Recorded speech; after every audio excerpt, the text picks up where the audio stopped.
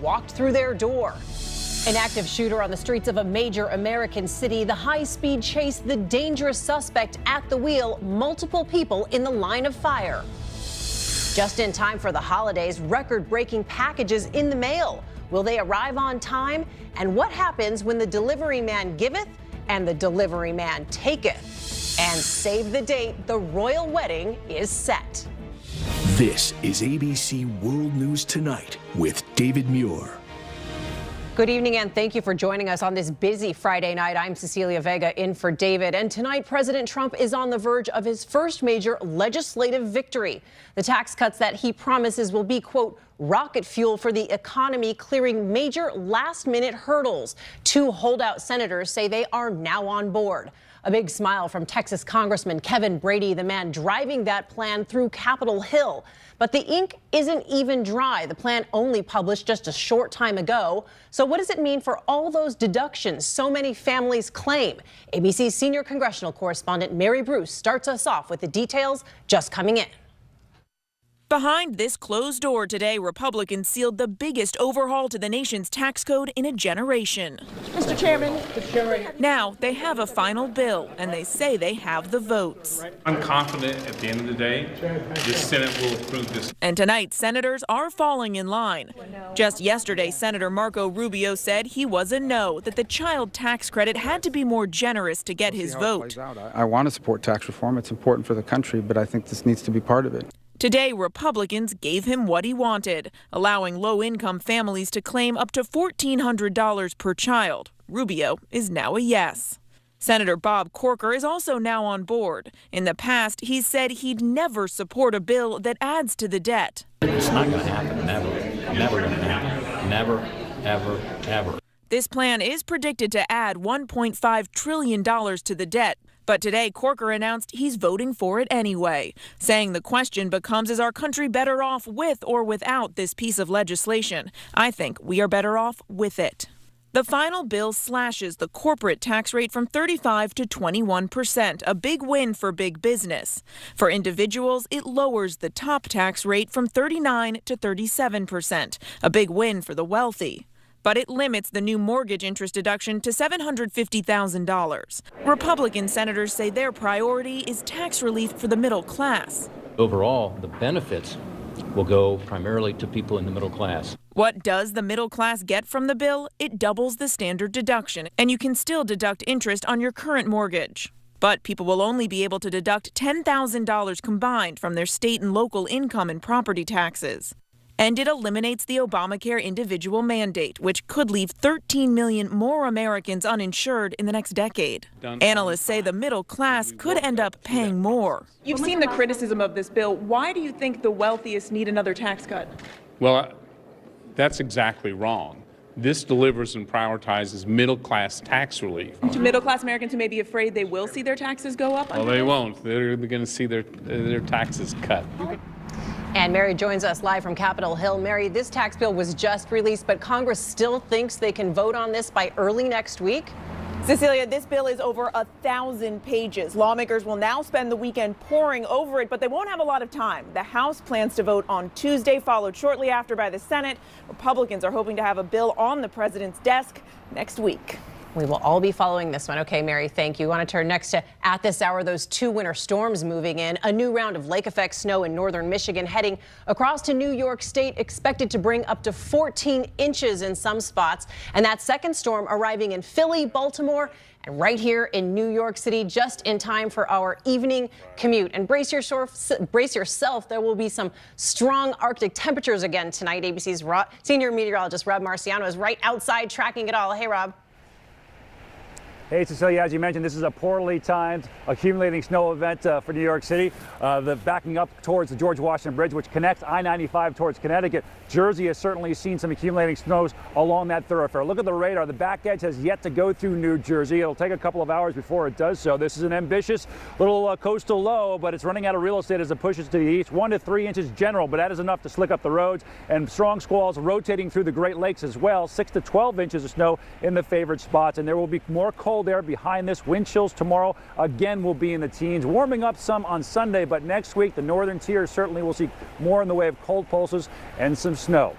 Cecilia? It already looks like a rough drive home out there. Okay, Rob, get inside. Thanks. We want to turn next to President Trump making a visit to the FBI Academy in Virginia today, just days after saying the agency was in tatters. But once he was there, nothing but praise for the men and women of law enforcement. He also had an intriguing answer today when our team asked, would he pardon Michael Flynn? Here's ABC's David Wright. Today, the president would not rule out pardoning his former national security advisor, who recently pled guilty to lying to the FBI and is now cooperating with the special counsel. Would you consider a pardon for Michael Flynn? I don't want to talk about pardons for Michael Flynn yet. We'll see what happens. Let's see. He made it crystal clear to ABC's John Karl and other reporters gathered to see him off that he has no use for Robert Mueller's probe into Russian meddling. They're spending millions and millions of dollars. There is absolutely no collusion. I didn't make a phone call to Russia. I have nothing to do with Russia. Everybody knows it. President Trump has been lambasting the FBI. Its reputation in tatters, worst in history, he said in one recent tweet. He was especially vexed by text messages sent during the campaign by one of the agents, later picked by the special counsel to be on his team. In those texts, the agent called Trump an idiot and said Hillary Clinton should win 100 million to nothing. Mueller fired the agent over the summer as soon as he learned about the messages, but that doesn't satisfy the president. It's a shame what's happened with the FBI. It is very sad when you look at those documents, and how they've done that is really, really disgraceful. Moments later, there he was at the FBI Academy in Quantico, Virginia, all smiles. Sitting next to him, Attorney General Jeff Sessions, who has himself been feeling the president's wrath for recusing himself from the Russia probe. I have the honor to introduce someone who supports law enforcement officers just as he promised, 100%. And in Quantico, the president didn't utter one word of criticism of either Jeff Sessions or the FBI. I have so many friends that are police officers, so many people in the FBI. These are great, great people. David joins us now from the White House. And David, you're learning tonight that President Trump's lawyers are expected to meet soon with special counsel Robert Mueller and his team. That's right, Cecilia. This would be a rare sit-down for the two sides. They're set to get together next week. The president's private lawyers are hoping to get an update on where the investigation into possible collusion stands, hoping really to get a sense that that investigation might be drawing to a close. But it's not at all clear whether Robert Mueller will give them that reassurance. Cecilia? They've got a lot to talk about. Okay, David, thanks. Next to the confirmation hearing going viral, one of President Trump's nominees for federal judge questioned about his experience, admitting he has never actually tried a case in court, and it just went downhill from there. Here's ABC's David Curley. Have any of you not tried a case to verdict in a courtroom? It is the viral video viewed more than 5 million times. A nominee to become one of the country's top jurists, a federal judge. Have you ever tried a jury trial? I have not. Civil? No. Criminal? No. Bench? No. State or federal court? I have not. Matthew Peterson, a lawyer who serves on the Federal Election Commission nominated by President Trump, struggled under questioning from a Republican senator. Have you ever argued a motion in state court? I have not. Have you ever argued a motion in federal court? No. This encounter just a day before the Senate and the president reached a landmark. 12 federal circuit court judges confirmed, the most in the first year of any president, proclaimed the Republican chair of the committee. Yes. Can you tell me what the Dober standard is? Senator Kennedy, I don't have that readily at my disposal. Do you know what a motion in limine is? Yes, I haven't. Again, my background is not in litigation. While that was a Republican questioning Peterson, the White House stands behind the nominee and says it's not surprising the president's political opponents and some members of the media keep trying to distract from the record number of confirmations. The questioner, Louisiana Republican Senator John Kennedy, says he supports the president and he was just doing his job. But he has not responded to our question of whether he will vote to confirm the nominee he questioned. Cecilia? Okay, David, thank you. I want to turn next tonight to the high-speed police chase through Baltimore. A suspect wanted for a deadly shooting spree racing through the streets. Police say he targeted victims at random. Here's ABC's Gio Benitez. Tonight, a chaotic car chase in Baltimore.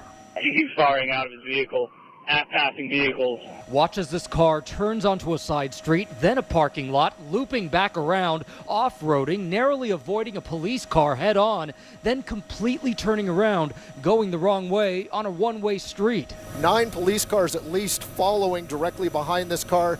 Police believe that driver was involved in a triple shooting last night where 1 man died. In today's chase, that man allegedly shooting at 5 people, including an officer, 2 people hit.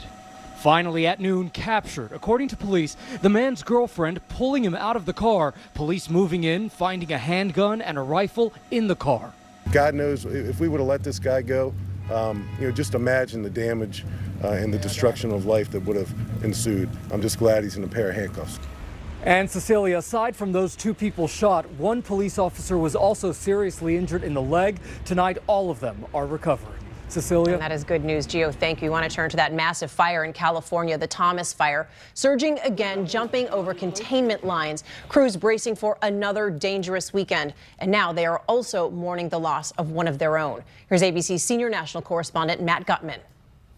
Tonight, the Thomas Fire north of Los Angeles has been roaring back to life, chewing through 3,000 acres the past 24 hours, infernos spawning new evacuations in the town of Fillmore. We were there as it exploded overnight. When you see this palm tree burn, what is incredible is just the sheer size of those embers, and that is how a fire like this jumps over firefighters' containment lines. The numbers as staggering as the flames. It is the 4th largest fire in California history, scorching 400 square miles, nearly 1,000 structures destroyed, more than 90,000 people forced from their homes. And this fire deadly again. Firefighter Corey Iverson killed in the line of duty Monday.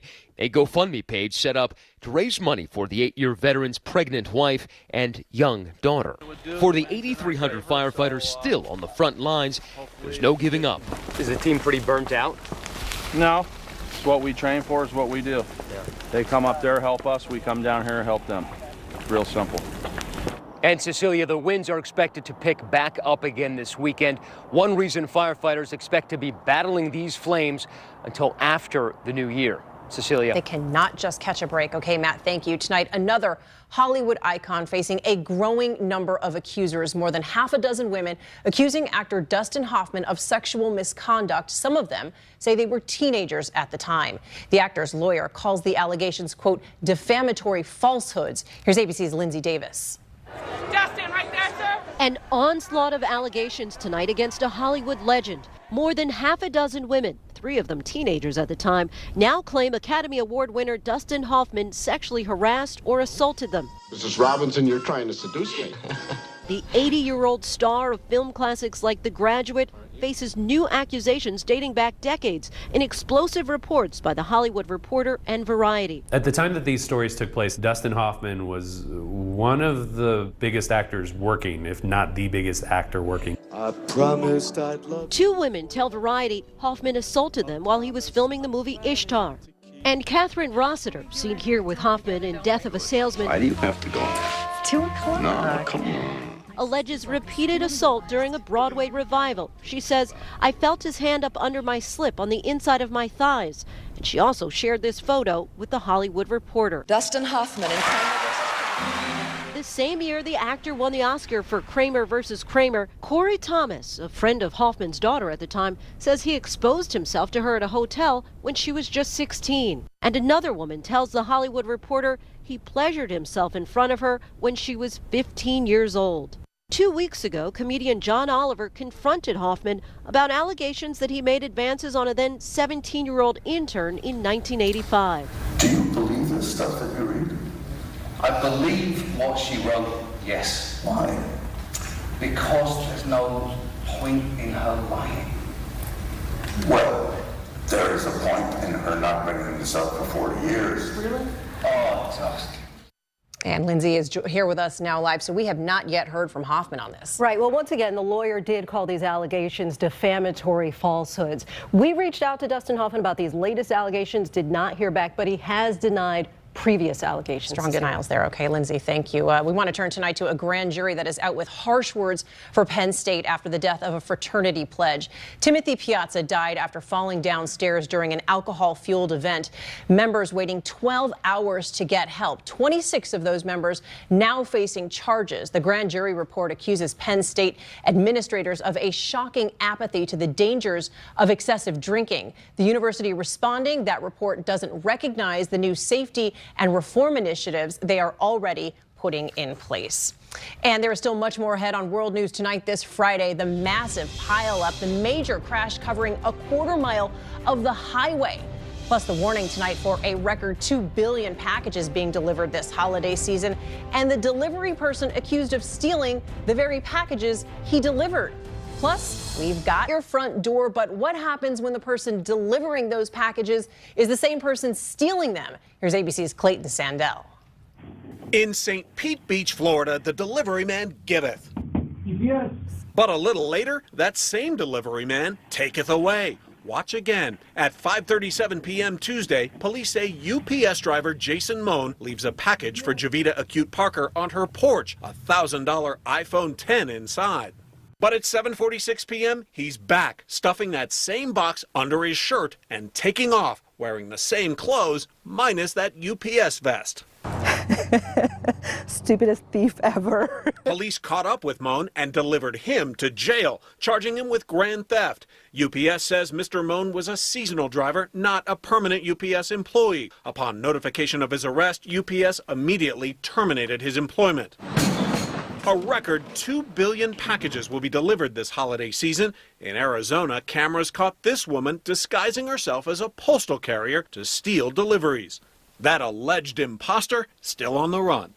You can fight porch pirates by having your package delivered to one of these Amazon secure lockers. They now have them in about 50 cities around the U.S. You can pick up your package while you shop for groceries. Cecilia? A 1-2 punch. Clayton, thank you. When we come back, the close call for a chopper crew, the medical helicopter landing in flames, and the major wreck on an American highway. Emergency crews on the scene. Next, with a major crash on an Illinois highway in Edwardsville on Interstate 55, a semi and 9 other vehicles involved. 4 medical helicopters called in, 3 victims in critical condition. Police say the truck driver hit a vehicle, causing a chain reaction. The scene so bad it covered about a quarter mile of that highway. You can see right there the traffic backed up for miles. And in the Florida Keys, a chopper fire under investigation. An ambulance helicopter on a trauma call caught fire while landing. The patient and crew thankfully did manage to escape, but that helicopter, as you can see, was seriously damaged. And save the date, the invitations in the mail. Well, a girl can dream anyway. Kensington Palace says the royal wedding of Prince Harry and American actress Meghan Markle will take place on May 19th. The ceremony will be held at St. George's Chapel at Windsor Castle. The couple will spend Christmas with Queen Elizabeth and the royal family. And when we come back, families revealing their biggest Christmas surprise. It's America Strong. You don't want to miss it. ABC World News Tonight with David Muir. Brought to you by Parodontax. Tonight, America Strong and home for the holidays. Here's ABC's Steve Osunsami. It's both irresistible joy and answered prayers. Soldiers who are supposed to be away, who are suddenly home for Christmas. Are you okay? Absolutely love my mom. In San Diego, Jordan Hall and her sister weren't expecting to see their mother home from the Navy until February. This Christmas, she's not going to be home. Jordan, look. But here she is. At their elementary school, bringing them all to tears. This has been a really hard deployment. It's really good to be home. God, I love you guys. You're going in the right direction. Everyone but the 2 children in the blindfolds were in on the surprise at this Sacramento Kings game. Their father has been away in Afghanistan for nearly a year. At Fort Knox, Kevin House surprised his daughter at her daycare. Love you. I love you too. Hello, world, and happy holidays. Steve Osunsami, ABC News, Atlanta.